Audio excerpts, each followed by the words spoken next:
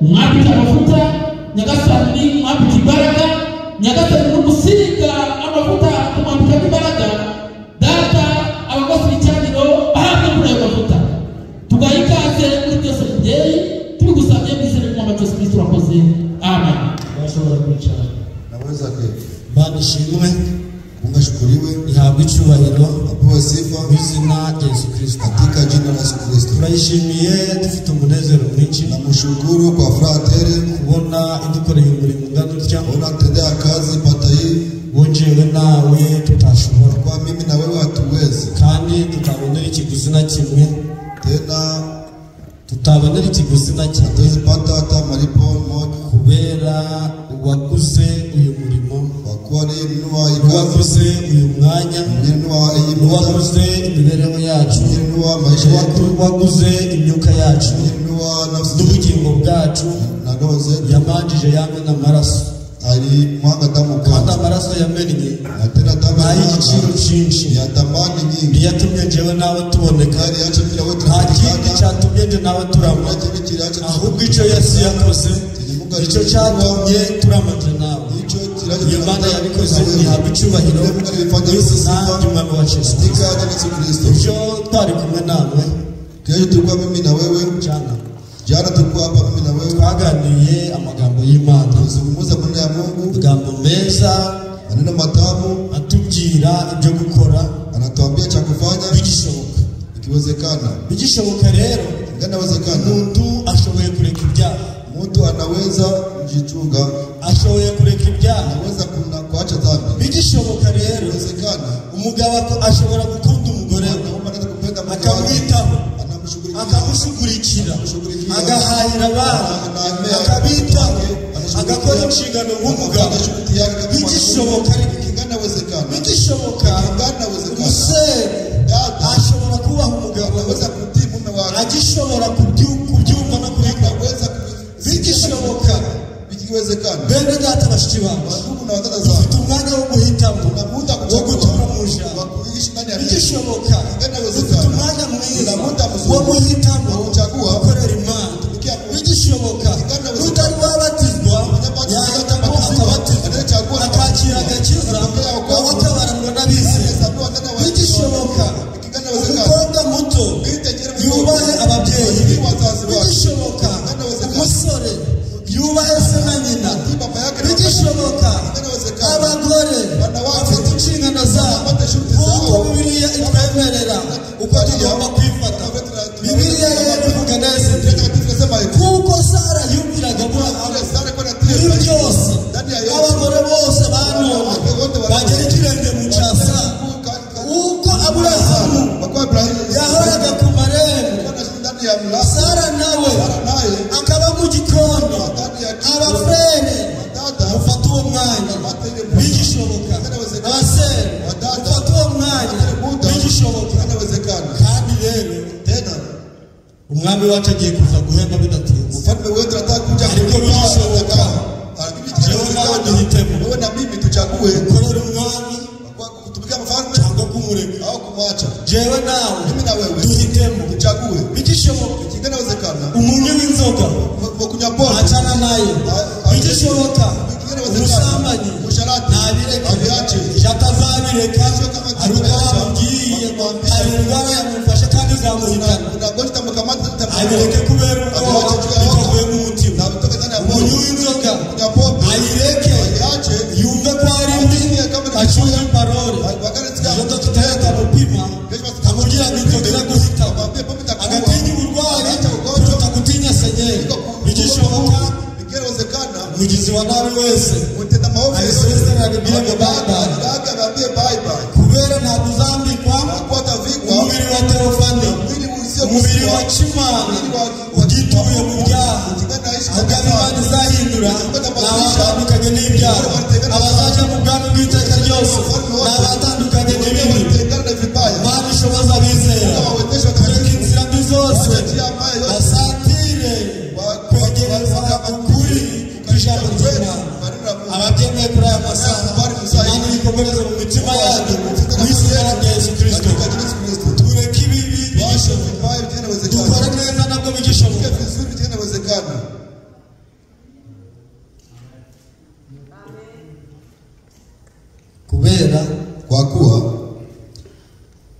ejo bundi ntabwo umugabo wawe azava mu mubiri juzi bwana yako atatoka ndani ya mwili utangire kurira no gutamarira menshi wache kulia na kuomboleza machozi wache namukundaga unaragiye kupenda sana hadi agasuzuguro ariko kari karabaye umugabo wawe na tena kazarau ndio kalikuwa kanaacha na utangire kubesha abantu waanze kudanganya watu wa umugabo wawe uchumbi parole bwana yako utanasikia neno wa mugabo we bwana umugore wawe mke wako Petero yaravuze ati Petero sema urukingo rufite intege nke ntabwo ruhuye nawe ntabwo ruhanye nawe urashobora kugira intege nke ariko mukundirizo nageze urega mushiki wawe umwuka umuonye kama utegeke bw'umugore wawe umwamuru kama bibi yako ariko mwa magambo ni baza maneno ni wanani mani waho umugisha mu izina ry'umwami wacu Yesu Kristo umugore wawe ataremara kabikimuga nawe atagishobora gukora atatangira kubabara kandi wari waramwicishije agahinda umuriro akaba ari hurira wararya waramwimaga amavuta waramwimaga ikirato ukanga kumuhahira ibyo yarakuze yanaba yarembye ujya kumushakira isamake nziza atagishoboye kuyirya igishoboka yigure kuno munsi igishoboka mwambike none igishoboka mugurira amavuta igishoboka mwiteho kwa mugore wawe itegeko ry'umwami ntabanje wazaza mwami wawe umugisha mu izina rya Yesu Kristo isomye amagambo meza aboneka mu gitabo cy'umubwiriza abangikanye burya na yayandi y'ejo mu ndirimbo z'abafurere n'abasenza babikomejeho mu isengesho rya mwene data yabikozeho mu bashimiye Imana babikozeho burya nta bisa dufite n'ukwibukanya n'ukugerekeranya ibuye ku rindi ejo ugakanda nawe akagerekaho inyubako nimara kuzura tuzahabwa imbaraga yo kuzamuka ntabwo tuzongera kurara muri kendati tuzahirwa ariko ntabwo tuzaharara ariko ntabwo tuzahirwa inyubako niyuzura umwami wacu arataha urusengero abari kumva aya magambo Imana ibahugisha mu izina ry'umwami wacu Yesu Kristo turaganira ijambo rigira riti tutazungumza nasema gukorera Uwiteka ukiriho kutumikia Mungu kigani gukorera Uwiteka ukiriho kutumikia Mungu besa Uwiteka ukiriho gute kutumikia Mungu kigani aije hari igihe cyo gukorera Uwiteka kutumikia Mungu ukiriho wese ugifite amaguru ugifite amaboko ugifite amatwi ugifite amaso ugifite akanwa korera Uwiteka ukiriho kutumikia Mungu kigani hai ni banga bakeneye gukorera Uwiteka wangapo wanataka kutumikia Mungu nanjye ndabikeneye nawe nabitaka ariko turakorera Uwiteka ryari tukiri bazima kigani hai tukiriho kubera akuwa iyo umuntu amaze gupfa utakisha fariki imirimo iba yashoje kazi inaisha imirimo yarangiye hakuna kazi nyuma ya mauti hakuna kazi nyuma ya kifo nyuma yo gupfa ntakora nyuma yo gupfa ntakwihana nyuma yo gupfa ntakuririmba nyuma yo gupfa ntagusurana nyuma yo gupfa ntagukorera Imana gukorera Uwiteka Mungu ukiriho mbekanye gukorera Uwiteka ukiriho mbebawaza icyo Imana ishaka kuri aya masaga wizera n'umwami wacu Yesu Kristo mbese kubera iki kwa nini gukorera Uwiteka ukiriho tumikia Mungu kigani hai umubwiriza mhubiri aratubwiye ati anatuambia umurimo wawe wose werekejeho amaboko yawe ukorane umwete ni gukorera Uwiteka ukiriho kutumikia Mungu kigani hai Uwiteka mu kumukorera kutumikia Mungu ukamukorera ufite umwete unamtumikia na bidii katwumve Biblia kabaje mukiri kwa tusikie Biblia kama mavyo nasema ndangu ya John au ya John ndangu ya kumbuka au ya kumbuka icyo cyo mubwiriza 9:10 amen ni wowe ni weye na urambye ruti ni wowe ni ku giti cyacu ningambura amaboko nikinyosha mikono umurimo ndakora kazi tafanya jewe ku giti cyacu wowe ku giti cyacu nawe ku giti cyacu nawe ku giti cyacu buri muntu ku giti cye umurimo wawe wose yako yote ntabwo ari uwanyu sio yenu umurimo wawe wose yako yote werekejeho amaboko yawe yako komeza endelesha umurimo wawe wose ukorane umwete, kuko ukuzimu aho uzajya nta mirimo nta n'imigambi uzabona, habe no kumenya cyangwa ubwenge. Amen. Nta migambi uzahabona, ukiva muri uyu mubiri utakiri muri uyu mubiri, hakuna kupanga. Nta migambi, nta kupanga ngo nzajya muri Canada, nta kupanga ngo nzajya muri Arizona, nta kupanga ngo umwaka nushira nzakora ijana, oya, nta kupanga ngo umwaka nurangira neza nzakorera Uwiteka, oya, gukorera Uwiteka ni none ukiriho, kuko numara gupfa bizaba bisize. Nudakorera Uwiteka none hari igihe yaza nijoro, mbese aragusanga atakuta wapi? Ikuzimu hadesi nta migambi ibayo, hakuna mipango na kuwa, nta migambi uzahabona, nta bwenge bubayo, nta ntekerezo, nta bwenge, nta no kumenya. Ushaka kumenya byose bimenya uyu munsi, ijambo ry'Imana nuribwirwa uryumve. Niwifuza kumenya umenye icyo ijambo ry'Imana rivuze, nawe numara kuryumva ushyire mu bikorwa. Ijambo ry'Imana kuryumva ntabwo bihagije, ahubwo numara kubyumva, ukimara kubyumva tuza kwa matendo, kandi nakubishyira muri viziyo n'ako kanya. Ukimara kubyumva ushyira mu bikorwa. Turi kuganira ngo ukorere Uwiteka ukiriho, yirimba, ukiriho, himbaza, ukiriho, piga ngoma, ukiriho, kubita ikinanda, ukiriho, kubita karuru, ukiriho, kubita amashi, ukiriho, rambura amaboko, ukiriho, gendera Uwiteka ariko ukiriho. Numara gupfa amaguru gazabirinya, ntabwo gazaramuka, umunwa wawe ntabwo uzafunguka, ijwi rizaba ryaheze ariko ukiriho. Korera Uwiteka. Ababyemeye nkanje Imana ibashobose mu izina rya Yesu Kristo. Imana dukorera ni Imana idahinduka, ni Imana ihoraho, ni Imana yahozeho, ni Imana izahoraho iteka ryose, kandi izaduhembera aho izadusanga. Imana yacu ntiba ari itangiriro, Imana yacu ntiba ari iherezo. Iherezo ryawe rizaba irihe? Uzaba ugikorera Uwiteka, bitangire uyu munsi. Imana ibahe kumviriza neza mu izina ry'Umwami wacu Yesu Kristo. Hahandi twasomye pale tulisoma n'urwandiko rwa Dawidi, barua ya Dawidi, gukorera Uwiteka ukiriho. tumikia Mungu kingali. Murongo wa kabiri, mstari wa pili, nzaje nshima Uwiteka akiriho.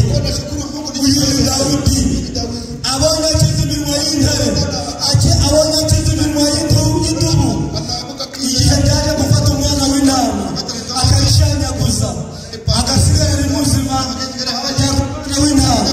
Igihe intare yaje akaryana nayo akayitandamura akayiterera hariya akayaka umwana w'intama, aravuga ati uhereye none nzajya mpimbaza Uwiteka akiriho. Abera bateranye nimumara gukira ibibi n'Uwiteka azaba dukuyemo. Erega twari turi habi, Uwiteka dukurayo atugeza mu ijambo rye, natwe tuje turirimba duhimbaza Uwiteka kuko turacyari bazima, tukiri bazima. Dufatanye na Dawidi guhimbaza Uwiteka. Avanze, endelea. Nzajya nshima Uwiteka akiriho, nzajya ndirimbira Imana yanjye gifite ubugingo. nzajya ndirimbira Uwiteka Imana yanjye gifite ubugingo. Ugifite ubugingo buzima, ugifite amaboko arambuka, ugifite amaguru abyina, ugishoboye kuririmba, korera Uwiteka umuririmbire ugifite ubugingo. Nanjye mfatanyije na Dawidi, mfatanyije n'abana b'uruzibire duhimbaza Uwiteka tugifite ubugingo. Nzajya ndirimbira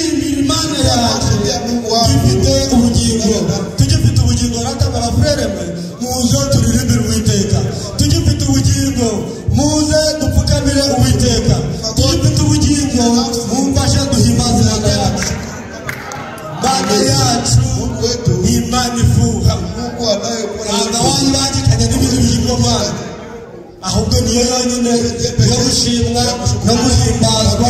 Nta yindi mana iriho usibye Imana ya Isirayeli. Iyo niyo Mana yacu, Imana ivana Abisirayeli mu gihugu cy'Egiputa. Yarababwiye iti nta zindi mana mu maso hanje, ntimukazikubita imbere by'ibigirwamana bisengwa, ntimukabipfukamire, ntimukabiririmbire, ntimukabihimbaze. Imana yo guhimbazwa ni imwe, yaremye ijuru n'isi n'ibirimo byose. Izina ryayo ni Yesu Kristo. Ababyemeye mwene murange, Imana ibaha umugisha mu izina rya Yesu Kristo. Igitabo cyo Kuva 20:23 agira usoma yihuse, ntabwo turabakereza kubera no gufatanya na Dawudi guhimbaza Uwiteka tugihari, tugafatanya n'umubwiriza ukora imirimo y'Uwiteka dufite umwete, nta kangononwa, nta bute, nta shari, nta rugomo, ahubwo dufatana akaboko dukorera Uwiteka dufite imbaraga. Urasoma 20:23. Yego. Nimukareme izindi mana. Turasubiramo. Nimukareme izindi mana ngo muzibangikanye nanjye. Simukareme izindi mana ngo muzibangikanye nanjye. Zaya ndirimira Imana yaje gifite ubugingo. Simukireme izindi mana ngo muzibangikanye n'Uwiteka. N'uwivuze ntabwo ari dusabe, n'uwivuze ntabwo ari Gerari, ahubwo Uwiteka ni ubivuze. Ababyumvise kwa Uwiteka ubivuze bafatanye naje tubyemera dushyizeho amina. Imana ihabwe icyubahiro mu izina rya Yesu Kristo. Nimukareme izindi mana ngo muzibangikanye nanjye, imana z'ifeza cyangwa imana z'izahabu ntimukaziturire. Niyo zaba ari iz'ifeza, nubwo yaba ari izahabu, ukabona uri gucengera, ntabwo izaba ari Imana, ahubwo Imana iritosheje, ni Imana yihagije, ni Imana idasa n'izahabu, ni Imana idasa n'ifeza, ni Imana ivuga bigakorwa, ni Imana itegeka bikaba, ni Imana ivuga ibyivuze bigashyirwa mu bikorwa. Iyo niyo Mana ishoboye byose. Ufatanye nanje, ufatanye na Dawudi guhimbaza Imana yacu tugifite ubugingo. Tuvuganira ijambo rigira riti gukorera Uwiteka ukiriho. Ukiriho n'ufite umwanya wo gukorera Uwiteka. Ukiriho n'ufite umwanya wo guhimbaza Uwiteka.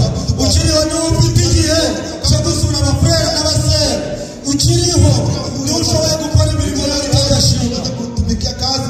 Arongera aravuga ati bene data bashiki bacu mushakashake mumenye ibyo umwami wacu ashima.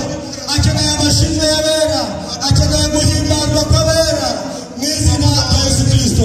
Nimubikora muzaba mutamubangikanyije n'ibindi bigirwamana. Sinzi niba muri kumva neza. Ahubwo muvuge nka Dawudi. Muvuge nka Dawudi, tuvuge nk'abana. Twigane Dawudi uko yahimbazaga Imana, twigane aba mbere uko bakoranaga n'Imana. 20:13 aho ari 20:13 kabiri kuwa oya 23 kuva 23 murongo wa 13 turasoma inzira y'Imana Yesu Kristo.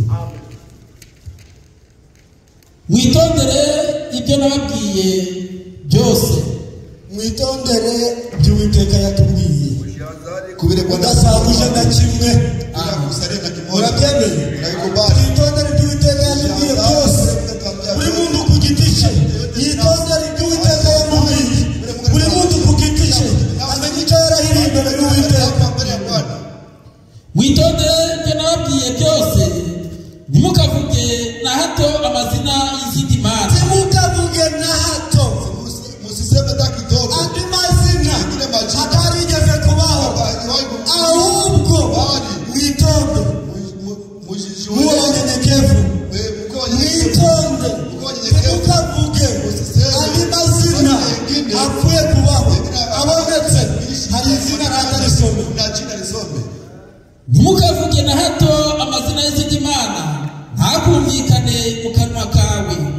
uko umwaka utashe ujye unziririza iminsi mikuru gatatu.